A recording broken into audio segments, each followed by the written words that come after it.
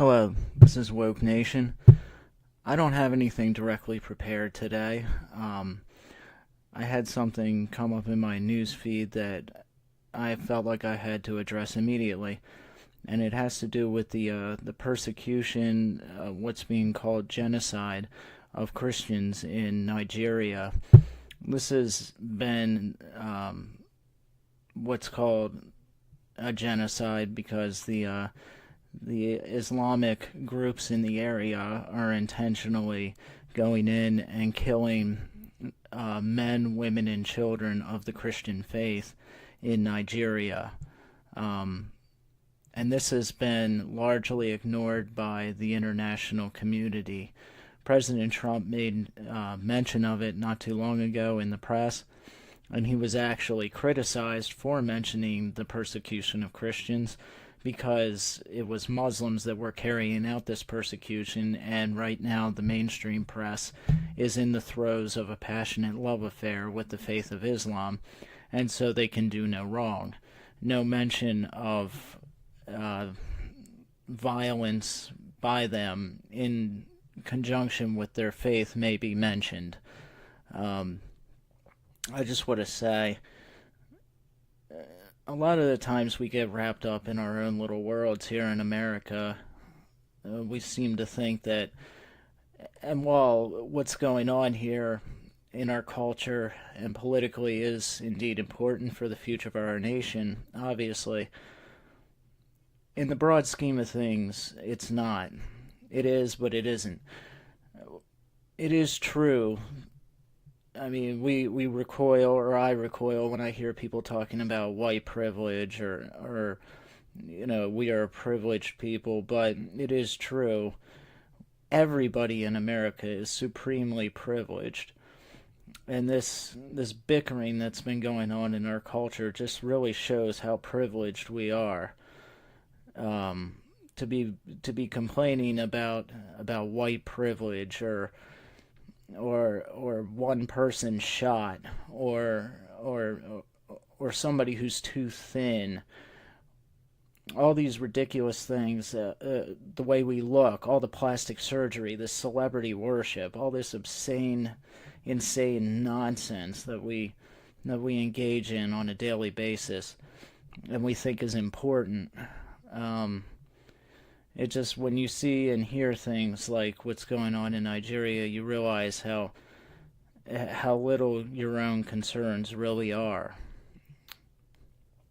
Um, there's a couple articles here I just want to go over real quick. Um, the first one actually is pretty interesting. It's actually the BBC, and it's a story of a Nigerian imam who saved Christians from Muslim gunmen, and an imam is a person in the Muslim faith. So this is a Muslim who saved Christians from other marauding Muslims.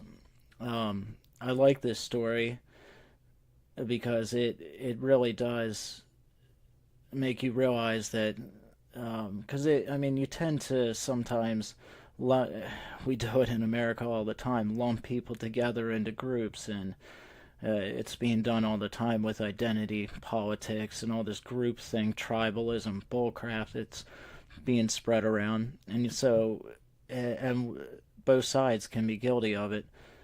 Um, so, and that can be done with Muslims too. So I love stories like this because it makes you realize that, while I am not a Muslim and I do not believe it is a true faith in any sense of the word, and I think the doctrines and ideas behind it are poisonous, that doesn't mean that every single Muslim is a bad person by any stretch of the word.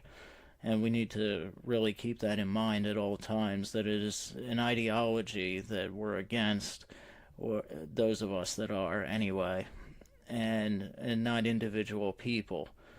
And it's very easy to get sucked into that mentality, which is a mentality I blame primarily on the left, on Democrats, because they've really invested wholeheartedly in this idea of tribalistic groupthink and identity politics, and it lumps people together, and and says that, everybody in a group is exactly the same and you're defined by that group. And stories like this contradict that to the core. And so this imam, and this is a story by the BBC. It says, when an imam in Nigeria saw hundreds of desperate, frightened families running into his village last Saturday, he decided to risk his life to save theirs. They were fleeing from a neighboring village, a mainly Christian community. They say they came under attack at about 1500 time from about 300 well-armed men, suspected cattle herders who are mostly Muslims, who started shooting sporadically and burning down their homes. Some of those who managed to escape ran towards the mainly Muslim neighborhood nearby where the imam lived, arriving over the next hour. The cleric immediately came to their aid, hiding in total 262 men, women, and children in his home and mosque. I first took the women to my personal house to hide them, then I took the men to the mosque, the imam told BBC Pidgin. I don't know what that is, but BBC Pidgin. Let me see here. Further down it says, this was the latest wave of violence to hit Nigeria's central region where farming communities and nomadic cattle herders often clash, usually over access to land and grazing rights. The region is prone to religious tension. Herders are ethnic Fulani and mostly Muslim, while the farmers are mostly Christian from the Baram ethnic group. Hundreds of people have been killed in 2018, and the tit-for-tat violence has been ongoing for several years, so I guess this is back and forth. But now it's reached a point of total genocide against the Christians living in the area. A report from 2016 suggested Nigeria's pastoral conflict was the cause of more deaths that year than Boko Haram, which is pretty crazy if you think about it. Boko Haram kills many, many, many people the world over. Had the imam not intervened, the death toll may have been much higher, as the armed men stormed into the mainly Muslim village in pursuit of those who had fled to the mainly Christian village from the mainly Christian village nearby. One of the villagers described the panic scene, saying, "First they attacked a village before us, so we ran to the security post. But then they started firing towards the security post, so we all ran away, even the security personnel. When the attackers heard that the villagers had fled towards the mosque, they demanded that the imam bring out those who he was hiding. But the defenseless imam refused to comply, and also refused to allow them entry to the mosque. He began to plead with the herdsmen, who were threatening to burn down the mosque and his house. He then prostrated himself on the floor in front of the armed men. Along with some of the others in the Muslim community, he began to cry and wail, asking them to leave. And to their amazement, the herdsmen did go, but then set two nearby churches on fire. The imam later told the BBC that he wanted to help because more than 40 years ago, the Christians in the area had allowed the Muslims to build the mosque. They had freely given over the land to the Muslim community, he said. Since we have been living together with the Barams, we have not experienced an ugly incident like the attack on Saturday, another Muslim leader told the BBC. Those whose lives were saved by the imam expressed their gratitude and relief. Ever since they took us into the mosque, not once did they ask us to leave, not even for them to pray, said the local chief. They provided dinner and lunch for us, and we are grateful. The villagers stayed with the imam for 5 days and have since moved to a camp for displaced people. More than 2,000 people are now living there, and others are living with relatives and friends. Let's see. Those who fled to the mosque cannot return to their village as there is no security presence there, and their homes have been completely destroyed. One local Fulani leader told the BBC, "A number of the Fulanis who carried out this attack are foreigners. When we tried to stop them at the mosque, some of them beat up one of the elders. When I visited the village, it was completely deserted. I saw a church that had been attacked, and all the chairs had been broken, and the pastor's house set on fire. The pastor died in the fire." The authorities say 5 rural I can't even talk rural communities were targeted last Saturday in an operation that lasted more than 5 hours.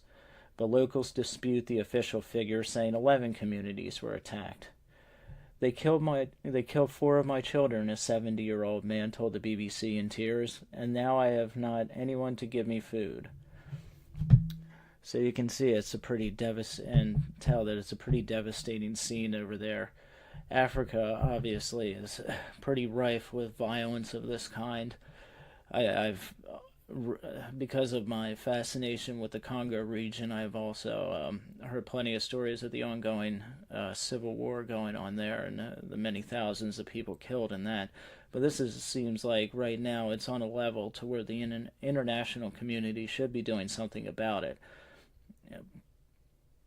It is not unusual, though, that when these things happen, they are largely ignored by those generally in the mainstream media. This article here is by the BBC, which is mainstream media, and so I'm glad they put this out, and it's also a very good story. And I think one that before people start getting in a real rage at Muslims, they should take into account again that not all Muslims are joined in this jihadist craze that is sweeping through parts of Africa and the Middle East with groups like ISIS. That does not mean, however, that does not change my opinion, however, that the Quran itself is directly responsible for what is going on in Nigeria and other places. It is not their interpretation of the Quran. It is the Quran. The more religious I find that Muslims are, the more prone they are to extremism.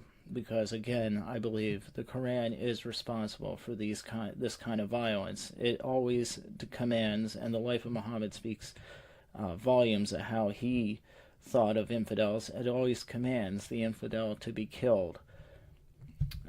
Let's see. There's another article here. This from CBN.com.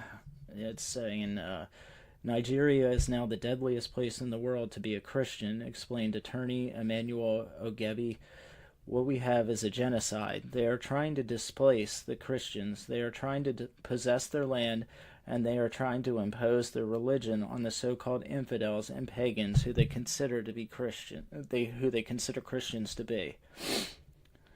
2 weeks ago, 238 people were killed in a village massacre in north-central Nigeria.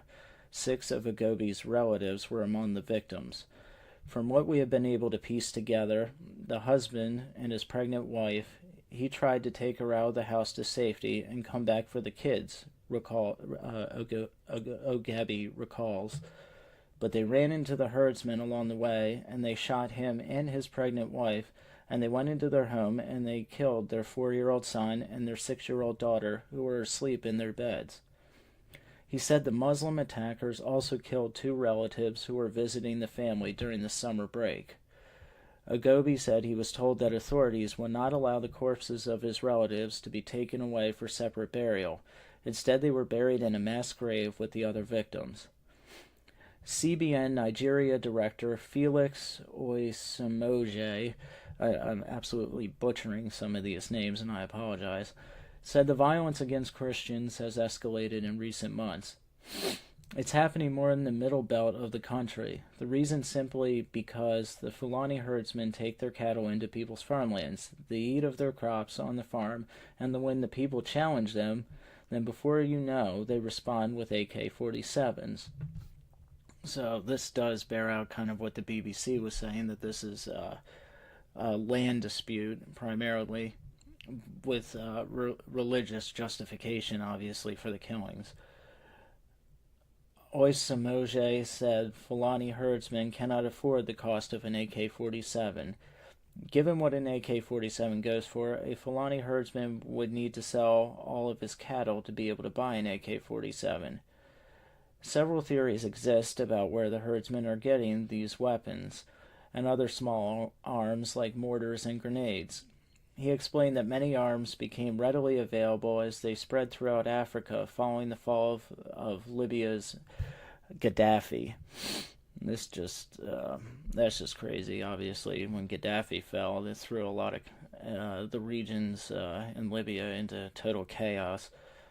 It also shows what one nation's going into chaos, the effect that can have on surrounding countries in Africa. So when we meddle in certain areas like the Middle East, and as we did in Libya with Gaddafi,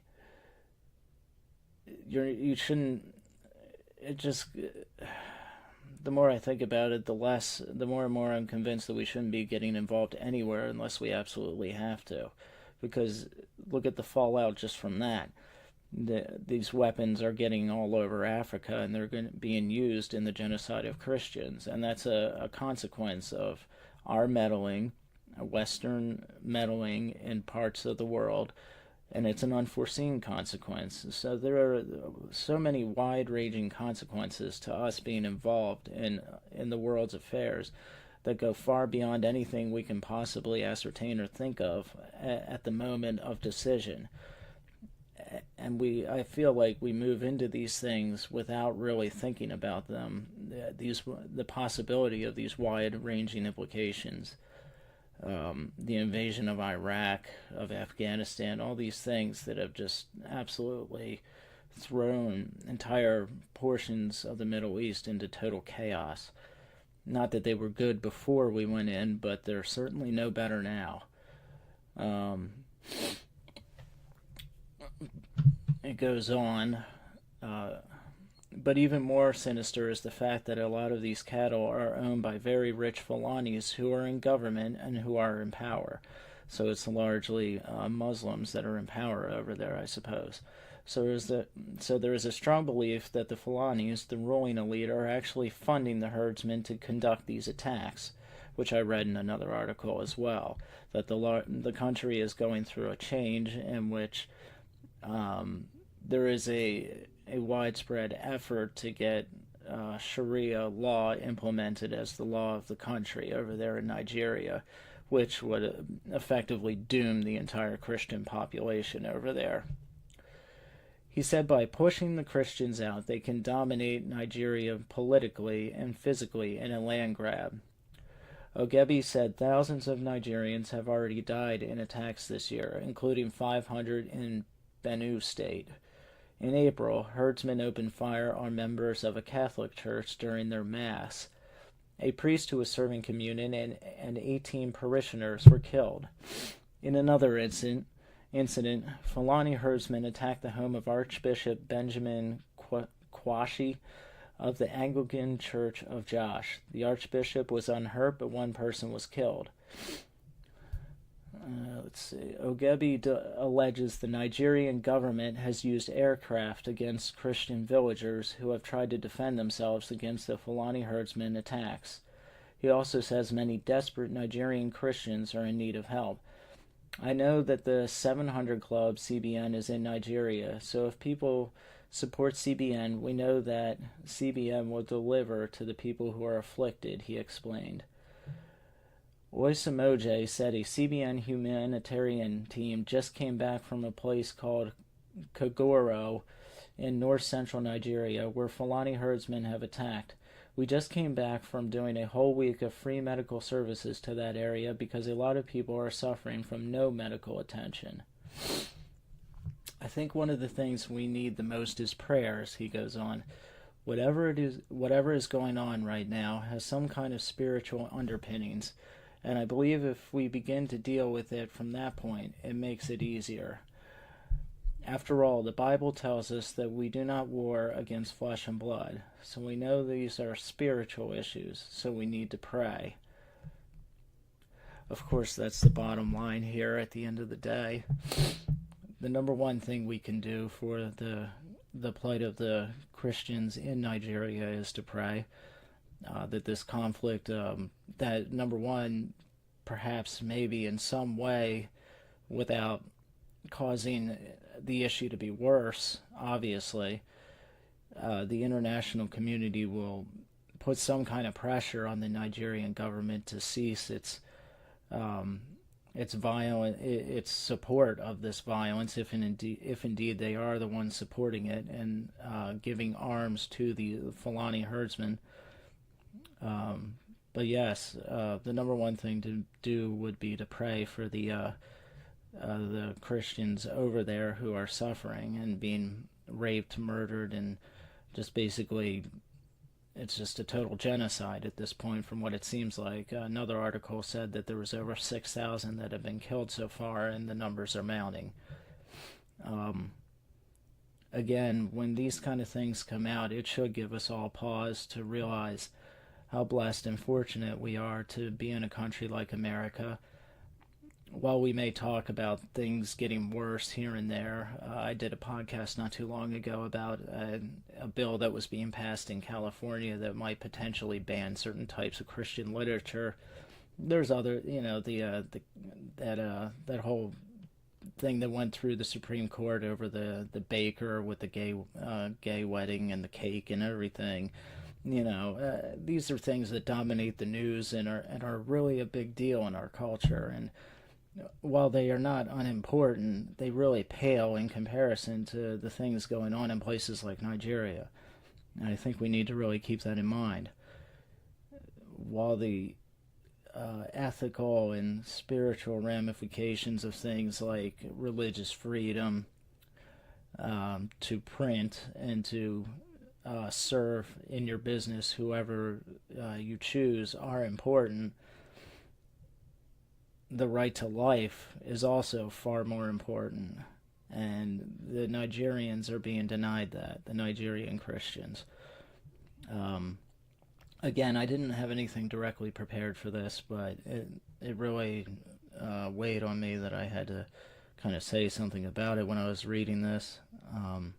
So, to any of you out there, I would say we should all offer our prayers for the Christians that are being affected in Nigeria, that God would protect them and give them strength and courage and a way out and hope, and that the powers that be in on this earth at this time in the international community would actually do something, and that the mainstream media would cease their obsession with select groups that are being marginalized and persecuted, and take a look for once at a group that really is. It's one thing to say that privileged people in America are a little less privileged than other privileged people in America, and to write stories and clog the airwaves with other stories about things like that, and to completely ignore people that are being massacred on the other side of the world. That's all for now. Again, this is Woke Nation. There'll be another podcast out very soon. Thank you.